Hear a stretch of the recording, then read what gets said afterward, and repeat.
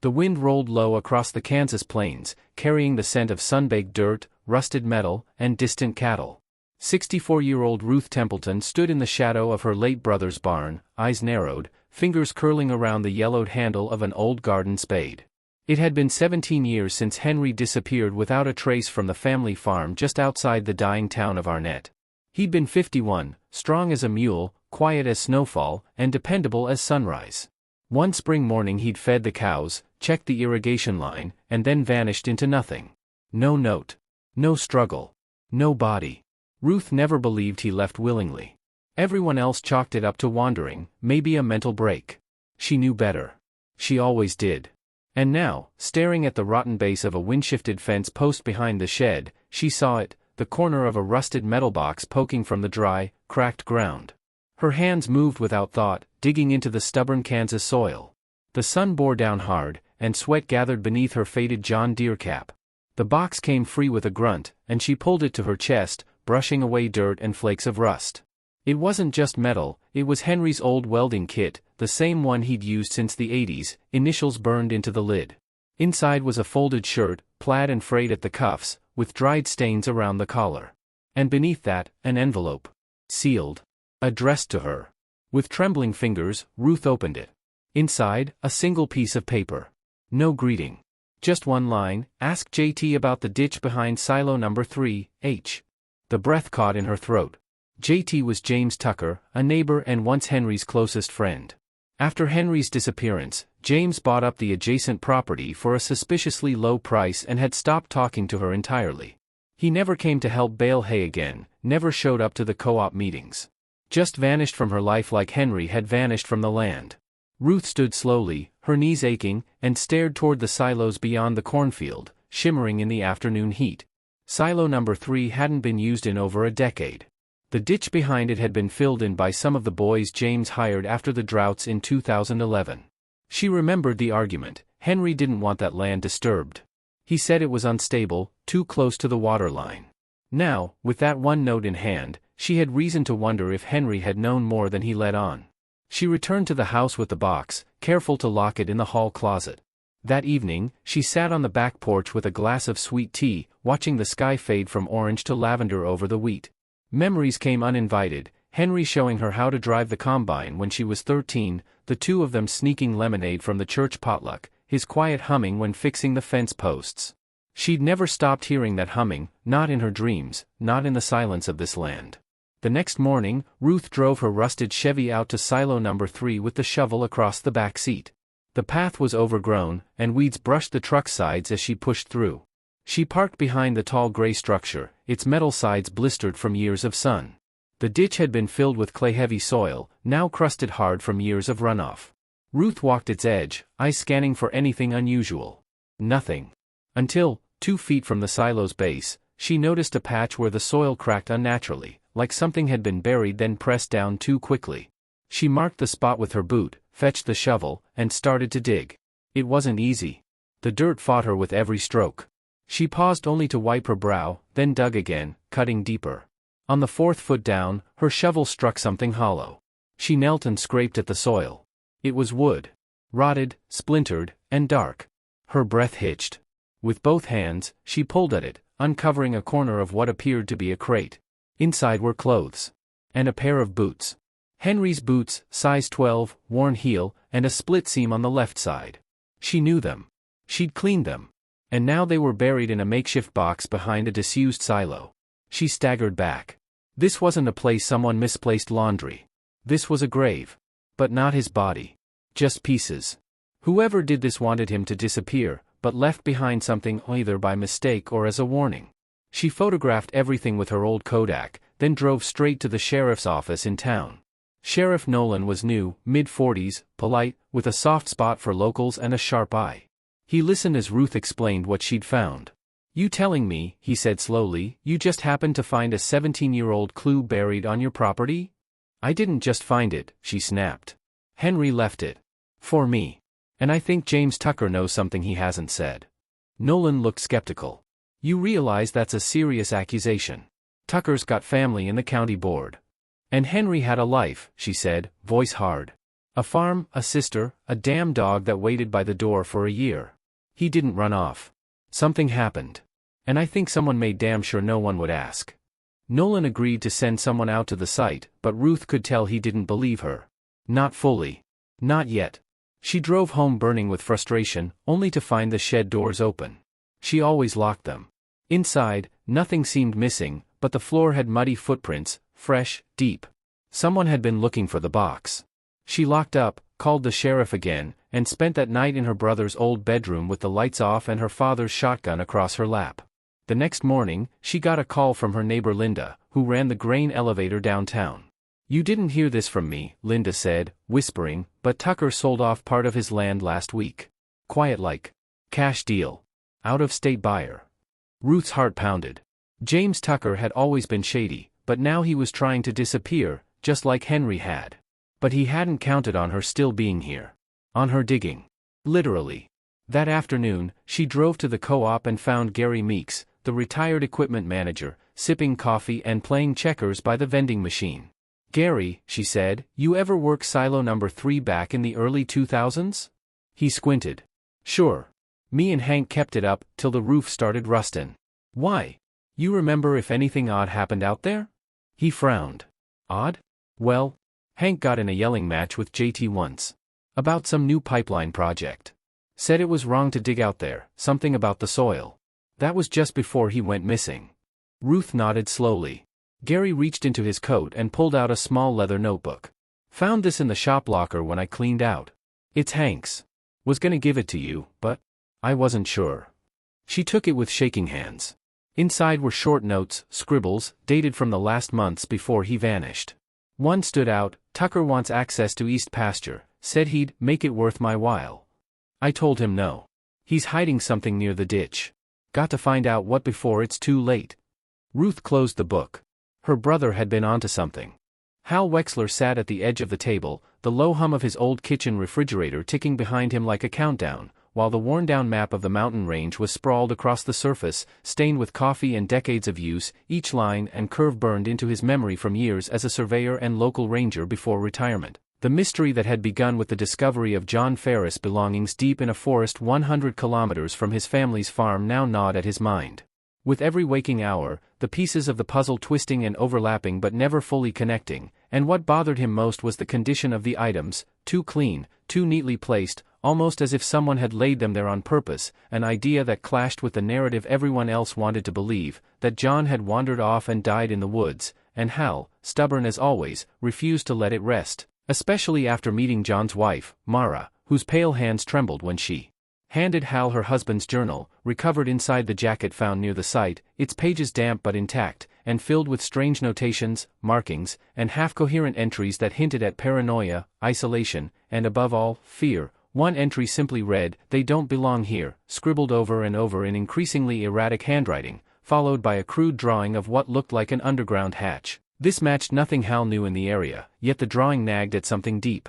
In his memory, something he once saw in an old military map back in '78 when an old airstrip was quietly removed from the local records and fenced off, and though everyone insisted it was just paperwork, Hal remembered the trucks rolling in at night, and the concrete they poured into the mountain as if sealing something up, and now with John's journal pointing toward the same area, Hal began to believe this wasn't some tragic accident but a cover-up, perhaps even a test gone wrong, so he packed a thermos, his flashlight, and an old revolver he hadn't touched in years, and set off on foot toward the last known coordinates mentioned in the journal, an old access road long since overgrown but still marked faintly on the map. Dusk fell as he reached the tree line and began the ascent, the trail narrowing and the sounds of the forest shifting subtly the deeper he went. No birdsong, no wind, just silence that felt too heavy, too intentional, and as he pressed on, Hal noticed strange metal rods, partially buried near the roots of some trees, as if the ground had once been disrupted and forgotten, and nearby, a burnt clearing with remnants of equipment now twisted and fused with earth, like a forgotten experiment.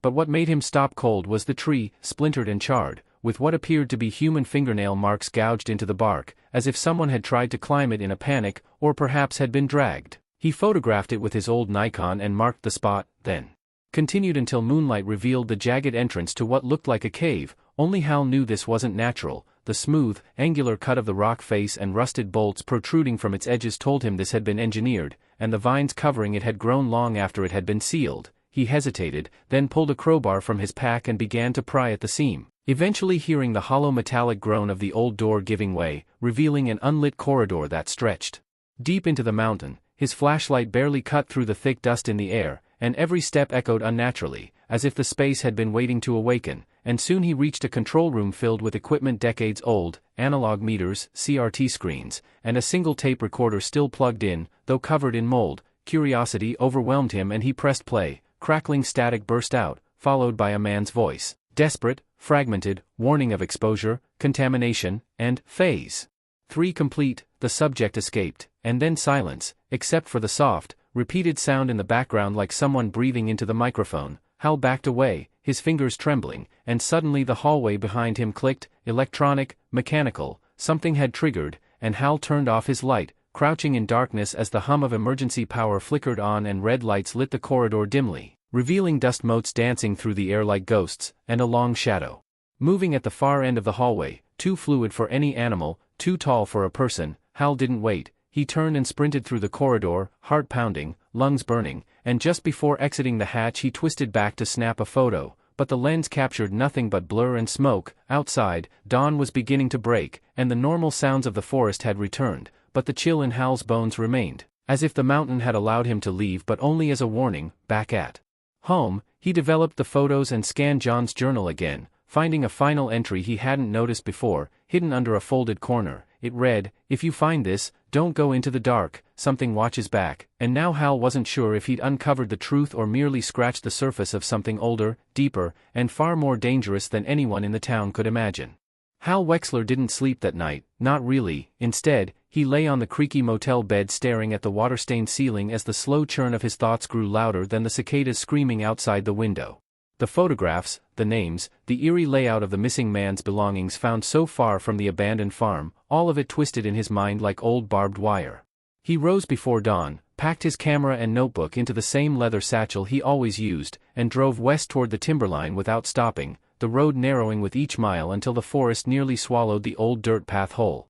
He parked near a ranger's gate that looked unused in years and started on foot, moving deeper into the woods where the man's wallet, boots, and broken GPS had been discovered months after he vanished. Hal didn't tell the sheriff or Lucy this time. He needed clarity, not red tape, and after years of following ghost stories and real horrors, he trusted his instincts more than the badge. The trees pressed close together, the air heavy and still, and every few minutes he stopped to listen, not for animals, but for the strange silence that came just before a storm or just after something unnatural.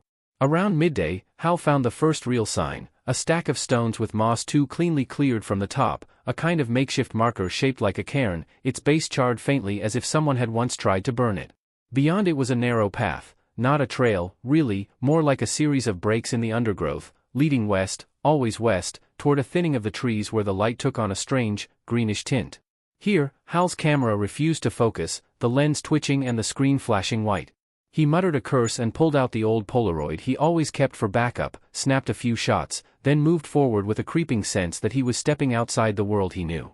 The clearing opened suddenly. At its center, a structure, weathered, hunched, almost grown into the trees, a one-room shack that looked like it hadn't been touched since the Cold War. The boards had no rot despite the damp, and the small square window was smeared with something dark from the inside. Hal circled it, noting no footprints, no tire tracks, nothing but old leaves and a rusted canteen half buried under pine needles.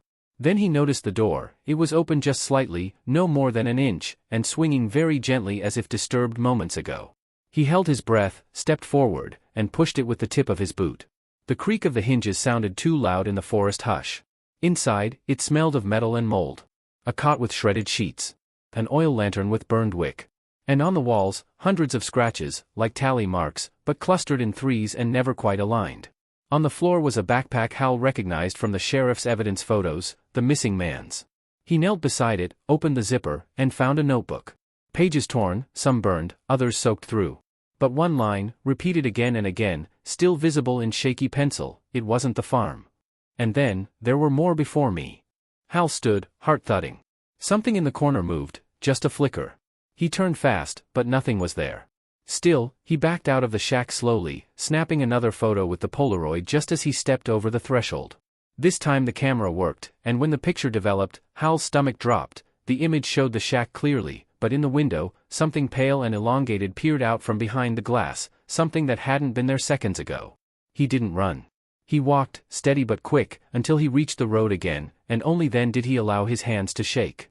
That night, he called Lucy, left a message, "I found something. Not sure what yet." But he wasn't the first.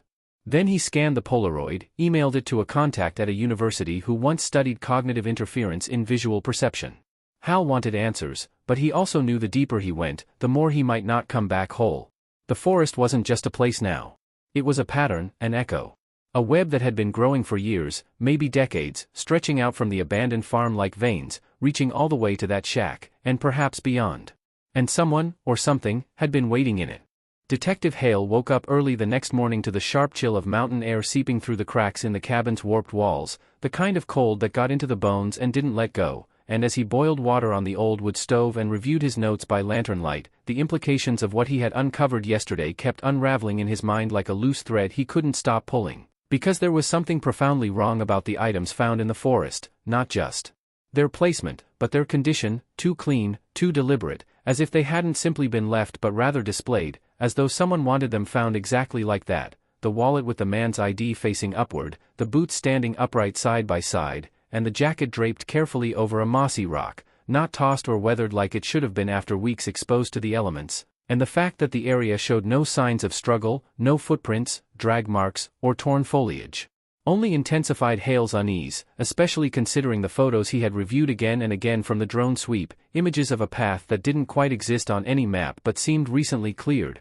running parallel to the base of the ridge and eventually disappearing beneath the dense canopy, and he couldn't help but fixate on one strange detail, a single, almost imperceptible indentation in the soil near the items, round, deep, symmetrical, like the foot of a large piece of equipment or a chair, perhaps, something placed there temporarily, a kind of station, though for what purpose he couldn't yet say, but the stillness of it all gnawed at him. He decided he couldn't ignore that trail, and within an hour he'd packed a rucksack and left a note with the local ranger station, then made his way back toward the site, retracing the faded logging road with the quiet crunch of frost beneath his boots and the towering pines muting the world around him, until he came to the point where the drone path had ended and pushed deeper into the brush, machete in hand, carving a new line forward as the daylight faded and the terrain turned uneven, with large stones buried beneath roots and sudden drops in elevation, and though Hale had hiked wilderness before, something about this stretch made him feel watched, the way animals go silent when a predator enters the clearing, and twice he turned with his flashlight at imagined movement only to find nothing but swaying shadows, until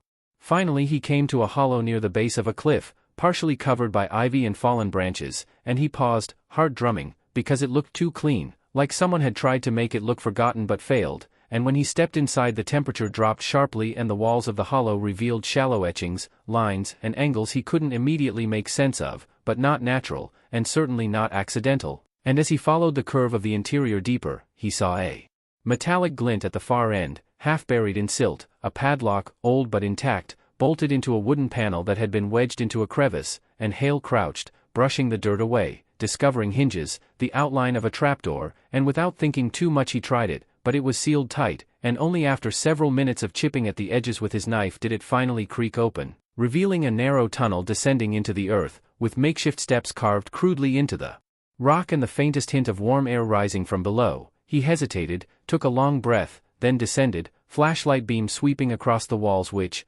disturbingly, bore the same symbols as those outside, geometric, repetitive, perhaps part of some old local tradition he hadn't read about, but as he descended deeper, the air grew thicker, damper, and a faint hum filled the space, mechanical, electric, or perhaps just the reverberation of wind in a confined space, until he reached a flat chamber where the walls abruptly became smooth and squared, as though machines had carved this section, and on the far wall stood a door, not wooden, but steel, partially ajar, and Hale approached, gun drawn now, every instinct on fire, and nudged it open to reveal a room with a single chair, a small desk, and dozens of photographs pinned along the walls, photos of the missing man, but also of Hale himself, some recent, some old, dating back to cases he hadn't spoken about in years, and that's when he saw the cassette recorder on the desk and a single note beside it that read, "Play me," and though his hand trembled slightly he pressed the button, and a familiar voice filled the room, his own voice, recorded sometime in the past, recounting details of a case he didn't remember working, and suddenly it hit him that something far stranger than a disappearance was unfolding,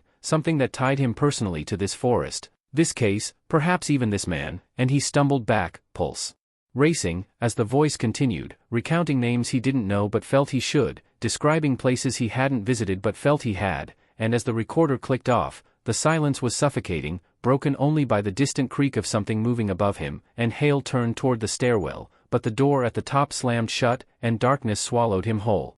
A week had passed since Hal had left the underground vault behind, but its presence clung to his thoughts like cold mist, refusing to lift, and though he'd returned to his modest home on the outskirts of Jasper Falls, the house felt hollow, the silence ringing louder than it ever had, and he began piecing together the scattered remnants of what he'd uncovered, spreading files, photos, and handwritten notes across the dining room table like puzzle pieces that refused to fit. The image of the locked black crate deep in the bunker haunted him, as did the strange insignia burned into its side, not military, not local, not anything he could identify through the channels available to him, and every road of inquiry seemed to end in closed doors or mysteriously vanished records, particularly those tied to the farm's former owners, the Crenshaw family, whose name had appeared just once in his late wife Marlene's sealed report, underlined 3 times in red, his calls to former state archivists yielded nothing useful except one curious woman, Helen Pryor, who agreed to meet him in person, away from official buildings, choosing instead a quiet roadside diner near the state line, where she slid a thin envelope across the formica table and whispered, "I'm not supposed to have this,"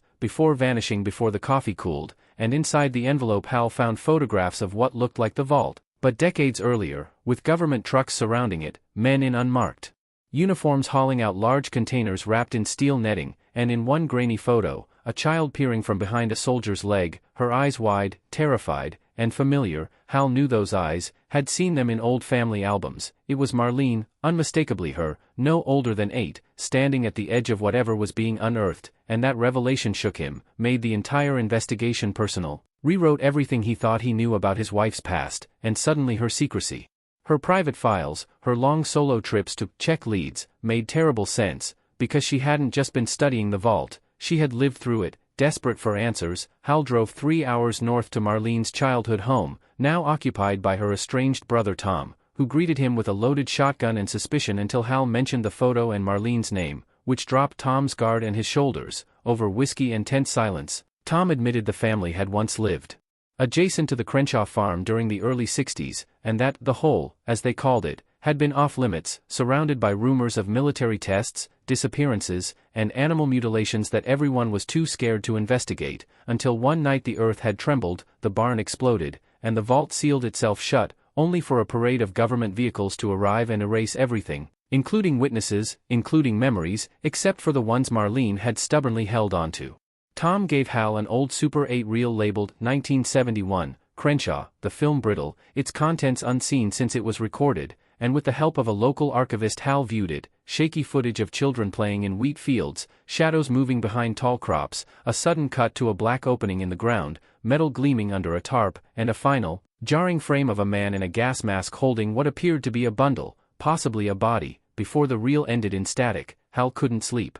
That night, piecing timelines together, realizing that whatever lay beneath the Crenshaw farm hadn't just affected the family but had infiltrated his own life through Marlene's buried trauma, and that now, somehow, it had started again, and it wasn't just about the man who vanished near the farm or the belongings found 100 kilometers away in a forest, but about something older, recurring, and dangerously unfinished. He visited the forest site again, this time venturing deeper, drawn by a compulsion he couldn't explain, and after hours of cutting through brambles and ancient pines, he came upon a clearing where the air shimmered slightly, unnaturally, as if the space itself was being distorted, and at the center lay another hatch, almost identical to the one beneath the Crenshaw farm, rusted but intact, partially buried in roots and moss, a second vault, and suddenly Hal understood. The man who had disappeared hadn't just stumbled upon a random site, he had been drawn here, pulled into something much larger, and as Hal stood there, wind whispering secrets through the trees, he realized that this wasn't just a matter of uncovering history,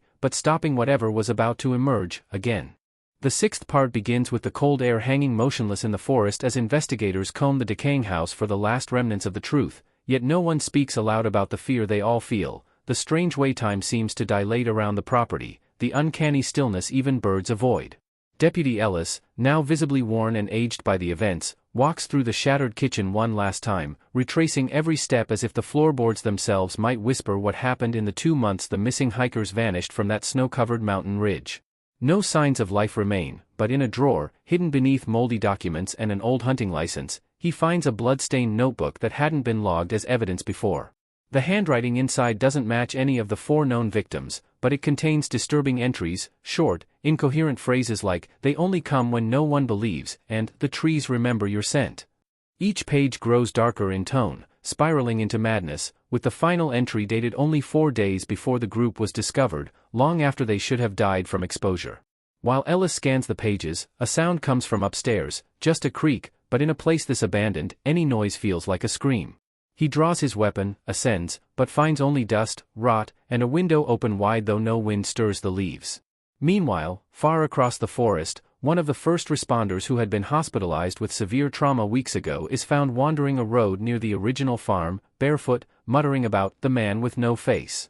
His identity confirms he was one of the search team, not a victim, but his clothes are torn and in his pocket is a photograph no one can explain. It shows the 4 missing people seated at a table inside the same forest house, smiling, with no visible injuries, and the date stamp is from the 3rd week of their disappearance. Yet they had no camera.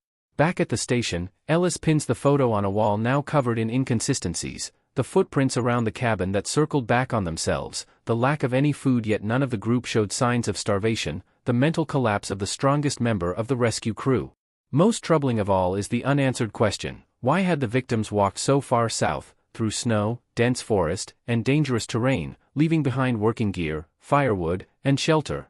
A forensic analyst suggests they were lured, not lost, and a forest path behind the cabin leads to an area with scorched soil and a half-collapsed well. Ellis peers down into it, his flashlight catching only swirling darkness. An autopsy of the bodies reveals an anomaly, unexplained scarring in the brain's memory center, almost surgical, as if something had removed or altered their recollection. But who, or what, could have done such a thing? Locals in the nearby village speak of an old legend, one that predates the founding of the farm by generations, about travelers who vanished and were replaced days later by doppelgangers who never quite remembered who they were. The last words of the notebook replay in Ellis's mind, "We were not meant to see it." In the final scene, Ellis drives away from the house, but his rearview mirror shows something impossible, himself, standing in the upstairs window, watching. He slams the brakes, rushes back, but the house is empty, just rotting walls and silence. The case is officially closed weeks later, deemed unsolvable. But Ellis retires early and moves off-grid, convinced something out there is unfinished. The final image fades out on the house, now demolished by order of the county, the forest slowly growing back around the scar in the earth, as a new path appears from the tree line, worn as if by repeated steps, leading toward the mountain, and into the unknown.